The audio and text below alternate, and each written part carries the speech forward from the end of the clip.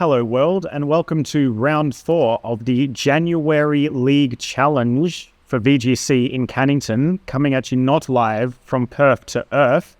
Today I'll be featured on stream, but first allow me to introduce my co-caster. Welcome back, Jared. G'day, we're back, baby. We've got the we've got the haggard Lunala off here. We decided in the final round of Swiss to put the bottom table on the recording. And unfortunately, I'd say it's a poor reflection on Lunala that the two Lunala teams attending were on the bottom of the standings, surrounding someone who didn't bring a restricted, who was the second last place. But this is a very interesting matchup. Break it down for us. Yes. So first to touch on how unfortunate it is very unfortunate. I got 3 top 4s in a row in Reg G. Now we're in Reg G2. Haven't played since then, so I'm what the kids might call washed. I think the team that you're using is still just as applicable as it was the first time around. I think it is, but it's like a very complex balance team, and I've taken 50 seconds to even lock Lunala, which I'm obviously bringing. I clearly have no idea what I'm doing. But round 4, bottom table, 0-3 against Arthur, a local senior. He has a very interesting team. We were very happy about the Lunalas. I think he's cooking with this team, to be honest. He's got Meowstic with Prankster Psychic Terrain to reset it, to set up the terrain for the Expanding Force Lunala. He's got Terra Psychic on his Lunala. It's Leftovers, Calm Mind, E-Force, D-Gleam, Protect, which as much as that is cooking, is fully walled by Slif's Wide Guard Lunala, unfortunately. The sad irony of being walled by the only other Lunala, and by extension also Calyrex Shadow. But we don't talk about the forces around here. What we do talk about is turn 1. Arthur does at least have a few plays into that Lunala, trying to remove it. He's got Shadow Ball Flutter, he's got Cornerstone Ogerpon, which is on the field here. The beautiful shiny Lunala, how good is that thing? I'm totally not biased when I say that one of my favorite Pokemon of all time has one of the best shinies of all time. It's so cool. They really pampered its model this gen as well. It looks so nice. Even like the yellow on the wings, the wingtips, it's more gold. It's got more of like a gleam, like a shine to it. There's a lot of detail. But aside from that, we have Incineroar staring down an Ogerpon Cornerstone, which can kind of go either way, really. He does have Follow Me on that Mon, so can protect his Lunala,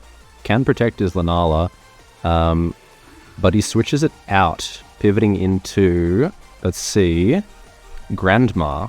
Oh yeah, the Paldea champion. It is the Indeedee. I didn't expect the Ogerpon switch. I can't fake out the Lunala anyway because it's a ghost type.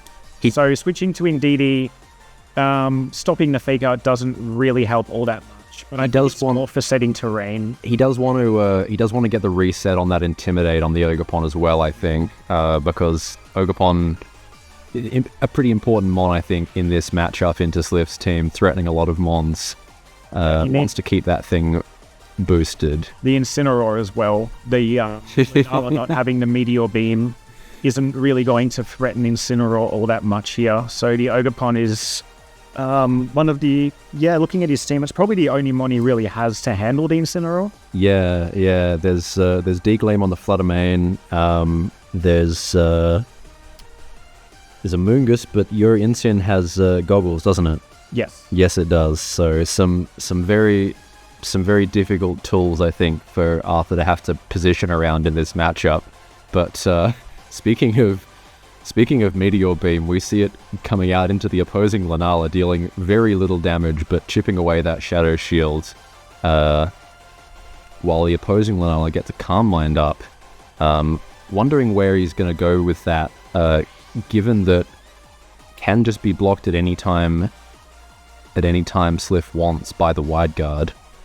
A very, very valuable tool, but to be honest, not one I use very often. Quite often, it's just something that dissuades my opponent from clicking the spread move at all. When he hasn't used it, this move into the helping hand from the Lunala and the Indeedee as well. We'll see if that's a big mistake for him or not. And it's not going to be, because we've got another Meteor Beam, knowing that the Indeedee would follow me anyway. It didn't, though. It's helping handed. Well, true. That's a helping hand +1 D-Glame doing, again, very little damage into the Lunala because of the Shadow Shield, I suppose. But only half to my Incineroar is very physically bulky as well, because things like Urshifu, Ogerpon, Cornerstone. Right. The Rapid Strikes tanking set, hey? Yep. That's... You don't like Urshifu. I don't like having to Terra if you don't have to. It's good that you can calc that thing to tank a Rapid Strike. I think that's handy. It is and it isn't. It's good that a fire type can live a hit from Urshifu. It's not good that it's Incineroar that can live a hit from Urshifu. Best friends and worst enemies, those two. Certainly, and a lot of Incins running the Will-O-Wisp around as well recently, with stuff like Zamazenta and both the Urshifus running around as big threatening physical attackers. We see again the second Dazzling Gleam coming in, not blocked by a Wide Guard. Maybe Slif just trying to style on Arthur here? No, at this point I've taunted his no attack Indeedee. It's had to struggle there. So I'm fairly confident that the Dazzling Gleam isn't going to KO my Incineroar. Right. And it's not going to do enough damage to my Lunala. I'm not certain of speed interactions, but at this stage it's looking like my Lunala's faster. And I know that his Indeedee poses no threat to me whatsoever. So I can remove the Lunala if I want to, but I'm choosing just to get myself a better board position here. I don't want to remove it and then have the Ogerpon come in front of my Lunala Incineroar, because then it can take one out. Did you choose to leave the Psychic Terrain up on purpose so that you can block Expanding Force? Was that to not bring in the Rillaboom that turn? I honestly wasn't really bothered by the Expanding Force. It does nothing to my Lunala. Sure. I can probably get the KO this turn. Now that he can't follow me, right? It doesn't hurt my Incineroar either, so I'm not overly worried about it. I'm also considering the Meowstick's in the back of my mind. Prankster Meowstick. If I bring in Rillaboom, and then he just comes out and resets terrain, I then have to reposition Rillaboom again. Rillaboom will go down or take a lot of damage, at least from the Expanding Force. But I can see he doesn't have Meowstick here, because we see Farterman, aka Ribbon Demon, enter the field. Such a shame, though, I think, to see both of these teams on the bottom table by round 4 of Swiss. I think both of them have so much potential to be really cool teams. The balanced Lunala with the Pivotey core, and the very techy, calm mind lefties Psychic Terrain sweeping Lunala with fake tears on that Fluttermane as well. It's a booster energy set with Dual Stab and Icy Wind. It's imagine would be some pretty threatening hyper offense into a lot of teams, but not sure how any of Alfie's other matches, any of Arthur's other matches today went. Sorry, Alfie, if you're listening. Sorry, Arthur. I didn't really speak to Arthur about how his other matches go. We were just kind of happy to have the Lunala match, not from where we wanted to be playing it. I'll never forget beating Masayoshi Koro with this team. Hey. The Lunala is the one in my 1-4 record against him, but that was just a bit of filler while we wait for the Terra animation. Of course, talking about our first and only MSS that we had here in Perth before the changes to leagues happened. Our biggest non-regional event. The crit there, wonder if that mattered or not. I'm not 100% on what his spread is. If it's bulk invested, it would have mattered, but I don't know for sure. Being booster speed, I would assume it's probably bulk invested. The Shadow did very, very little to my Lunala after Terra. I mean, I don't think it's high special attack, but I hadn't calced it, to be fair. I was running speed booster Flutter at this tournament, and it was just timid max offensive with 4 in special defense. So there's always a chance. Yeah, it's not taking a physical hit, but it was sash, to be fair. And this one, with the booster energy itself, no Groudon to set it up. We see the Indeedee come back out here, not taunted anymore, so can provide support for its Lunala. Yeah, so now I'm in an awkward position because I can't risk the Moon Guy spin. He doesn't have it. So I have no. Oh, yours. So I have to rely on this Ivy Cudgel killing. I don't see how. Indeedy, which it did. If that didn't KO, I think I'd be in a bit of trouble here. We'd be taking an E-Force. Obviously, Indeedy doesn't get hit by the Meteor Beam. Why didn't you just wide guard? He can't hit you if you wide guard. Because I wanted to KO it. you wouldn't have been in. Okay. I suppose it would have been on the field still, and his corner pawn would have then come out. But I probably had the mon advantage to be able to pick up the game anyway. But true. I'd rather not have an ogre pawn on the field, winning speed ties against mine and landing critical hits across the board to wipe my team. So interesting bit of stats. I didn't make the best play, but we are on the bottom tables here. I was at this point, and I haven't played the game in quite a long. Hey, you did. Having all four mons left, you did have the ability to pressure your advantage there into that end game. I think reasonably calculated, but interesting bit of stats here. We had corner pawn, one of the most used mons at our tournament today. We had four ogre pawn cornerstones out of 18 people attending, which was. One of the hires, we had 6 Flutter, Chi-Yu, and Insin, the only mons that were brought more than Cornerstone. We had 1 Wellspring and 1 Hearthflame, no Teal. So corner pawn still the favorite here in Perth, but funnily enough, also a lot of mons that can threaten it past that sturdy here today. There was the Necrozma Dawn Wings with Moongeist Beam, as well as both of these Linalas here from our players on stream, all being able to ignore the sturdy, and 2 Tinkertons as well in the bracket running around. So that's pretty cool. Lots of things that can likely KO that ogre pawn through the sturdy. What the localized meta has done, it's become popular, and we bring out haggard ways to deal with it. I just want to mention the team names real quick. Oh, yes? Go ahead. I was asked multiple times during this tournament about the names of my team. They are the 6 members of a group I like called Cat's Eye, which some listeners may or may not know. In case anybody was wondering, the Raging Bolt named Sophia has nothing to do with a certain local TCG player and a story we're all familiar with. It's highly coincidental. There is a Sophia in Cat's Eye? She's their leader, yeah. There's 6 members. That's so perfect. It is. What a convenient excuse. I also got to get away with not having to reveal my Rillaboom that last game. Oh, yeah. Which I was quite happy to keep hidden. And knowing that Arthur didn't bring the Meow Stick.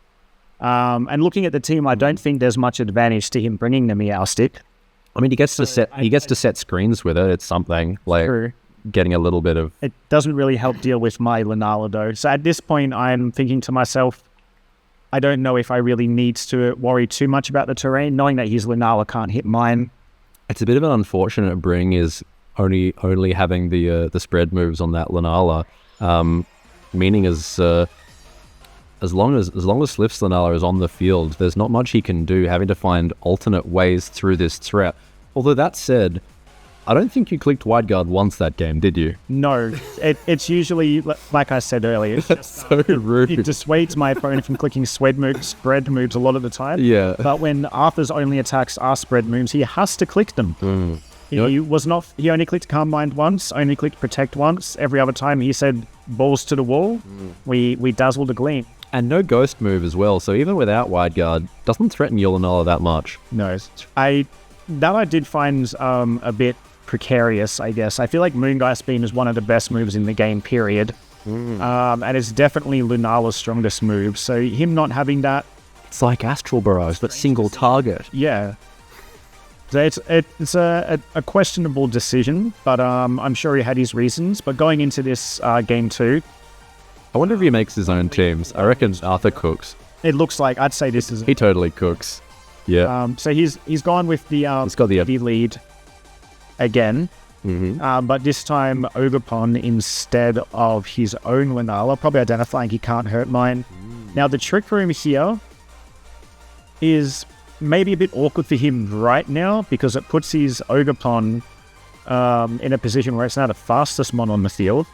Follow Me has been disabled, but again, I've got to deal with an Indeedee, and clicking Moongeist Beam is an awkward thing for me to do in front of a potential Follow Me Indeedee.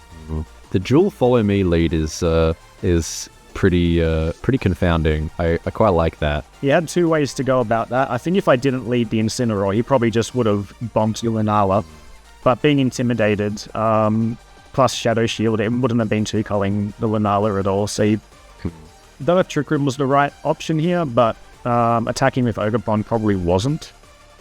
Shame he doesn't have any kind of U-turn or pivot move on the Ogerpon to be able to give himself a kind of a slow switch here.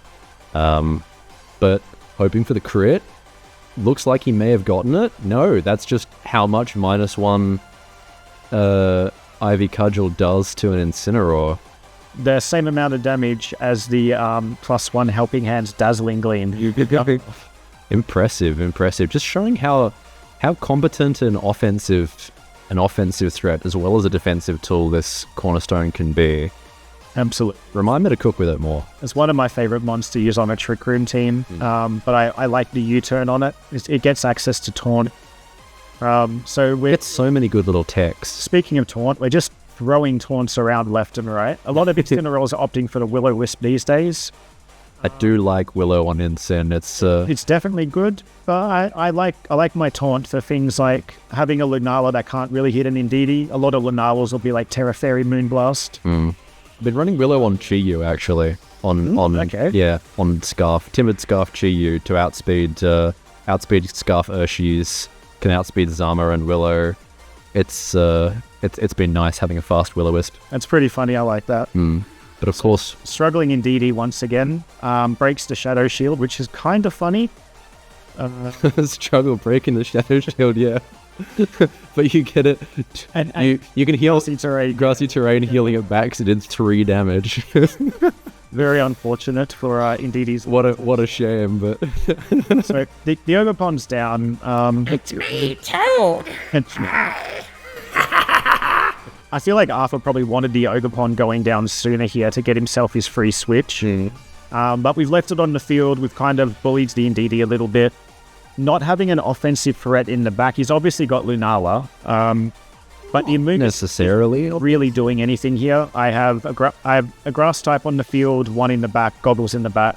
It does seem like that may have been his... And a Lunala he can't hit. Yeah. It does seem like that may have been his thoughts with the Trick Room though, is to be able to pressure with the Amoonguss, but honestly not putting on all that much pressure into a Rillaboom and a Goggles Incin. No, unfortunately not.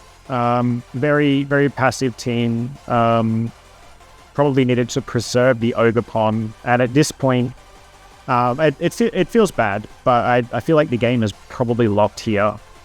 Just because there is no way of hitting my Lunala. At this point, I can just wide guard it if I want to. It's an unfortunate matchup that could have maybe been prevented by positioning that Ogerpon a little bit better. But honestly, not running Moongeist Beam on the Lunala, or you've got Sword Stance on your Ogerpon. I like that.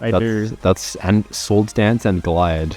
Back when I was grotty, actually better at the game, getting results, I got a great deal of usage out of this Ogerpon. No follow me there. Like Incineroar Ogerpon, Fake Out, Intimidate, Sword Stance. If the Sturdy doesn't get broken, Rillaboom can come in. You can just glide to glory. You've got so much pivot here. Honestly, like no hate to the Lunala, but I feel like I could just slap Miraidon on this team and have a really good pivot. Or you can put anything on this team. It's very, very pivot heavy, very technical, which is why, perhaps like I said, I couldn't for the life of me remember how to play. Give me a hyper offense team where I just click the big button every turn. I spent this whole tournament looking for the big button, realizing I don't have one. Yeah. Hey, you wanna set up and pivoting? You wanna swap? I can give you the pieces for the Groudon entrainment team. I think you'd like that with Speed Booster Flutter Scarf Chi-Yu and Speed Booster Life Orb Walking Work. Like that team aims to kill the shit out of things. See, we've just gone for the Incineroar switch, thinking that it's possible the spores coming into the Lunala. I don't think it would have done it, mattered too much anyway. But we don't like going to sleep. Sleep is rude, spore is mean. Grass type and a safety goggles on the field, but sounds like the Amoonguss is putting you to sleep, Slif. Sorry, it is a little bit late as the time of this recording. Well, there it is, though. You were talking about it. Dancing with Swords, we've done it. The Ogerpon is in a good position. Trick Room is going to expire soon.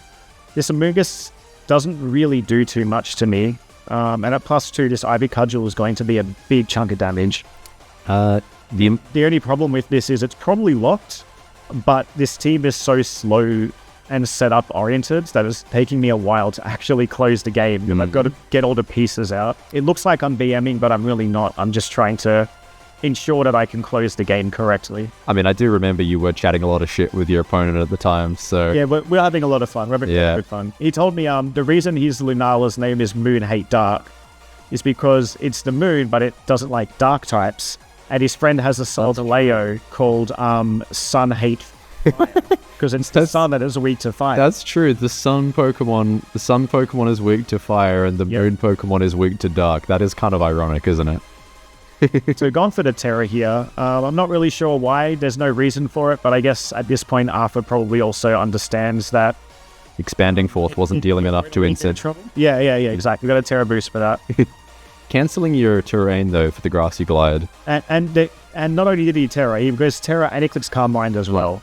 He's just flexing at this point. He's trying to intimidate me, get me to misplay, maybe self-target one of my own Mons, like I did against Dan Baguli at Perth Region 24, sorry. Yeah, so allegedly an accident and not a scoop.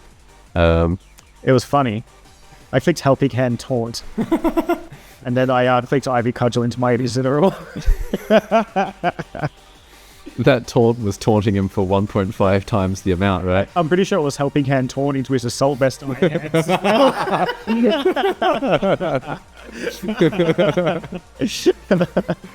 Oh, and we see the Amoonguss coming back out here. You said it didn't threaten you very much, but it is Effect Spore, so can't...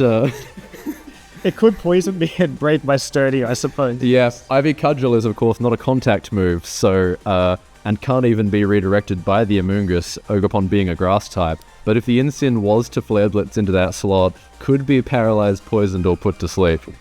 It would be very funny. After all of this work, I lose the game to poison shit because I can't deal with his plus 1,000 Lunala. Why even run Spore? Like run Toxic, or just...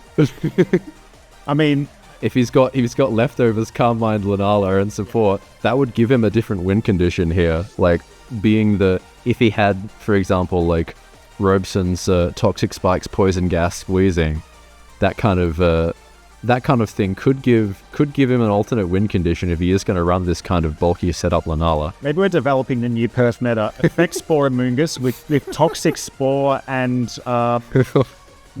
Stun Spore. There we go. So whether you hit it or not, you're getting status. It really doesn't matter at that point. I mean, can feel pretty bad to be able to Effect Spore cuck yourself out of being able to spore something the regular way if you get that status. No Effect Spore proc here on the Incineroar, but that's a pretty funny live as well. The Amoonguss was taking it. Oh, big old pollen puff. There goes the sturdy. It's good. That's good chip. That's good chip damage. Amoonguss, of course, known as a bulky Pokemon, but actually only 70 in both of its defenses. 85 special attack, 85 physical attack. It does surprisingly a decent amount of damage. Back in 2022, we were seeing Seed Bomb Amoonguss for those bulky Assault Vest Kyogres. And if you put... you see the disconnect here. So, Arthur showed me his Switch, black screen. He said his Switch died. Oh, okay. It wasn't a rage quit. That question has been asked. Very unfortunate matchup, but good showing by Arthur. A young senior, quite a new player. Very, very positive vibes. Very chill, very happy. Yeah, seems like a good guy. We had good fun. And... yeah, it was a good bottom table match. It's great to see the Lunala Bowl as well. Yes. A Reg G tradition here in Perth. Hopefully next time I bring Lunala, I'll get more than one win. Hey, for sure. Hey, you get back into the swing of the team, I think, with a little practice. But yeah, maybe a little. It took me a long time to build the team as it was. I scrimmed with Dan Baguli, actually. He helped me with preparation with the team back in like May-ish Rated G time. yeah. But that about wraps up the round for Lunala Bowl. I like it, the Haggard Lunala. Thanks for joining me on the desk, Jared. Pleasure. It was good. Glad to be able to see it. All right. We hope you'll join us again for our next match, the semi-finals. It's going to be Robeson versus Alistair. Stay tuned. S-Dog over and out.